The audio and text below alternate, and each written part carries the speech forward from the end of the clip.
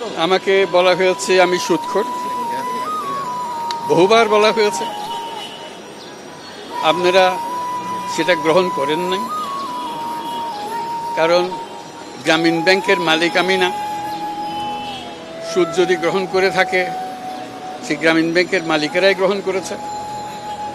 আমি যখন গ্রামীণ ব্যাংক থেকে আমাকে যখন বের করে দেওয়া হয়, তখন গ্রামীণ ব্যাংকের ৯৭% সদস্যের মালিক ছিল, গ্রামীণ ব্যাংকের মালিক ছিলেন তারা। ৯৭% মালিকানা আমাদের সদস্যদের কাছে ছিল।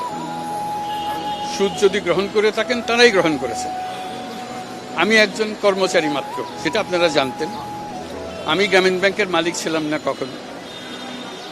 কাজে আপনারা সেটা গ্রহণ করেন না। আমাকে বলা হয়েছে আমি গরিবের রক্তচোষা, সেটাও আপনারা গ্রহণ করেন নাই। রক্ত চুষতে হলে যেটা করতে হয়, সেরকম কাজ আমি করি নাই, আপনারা দেখেছেন।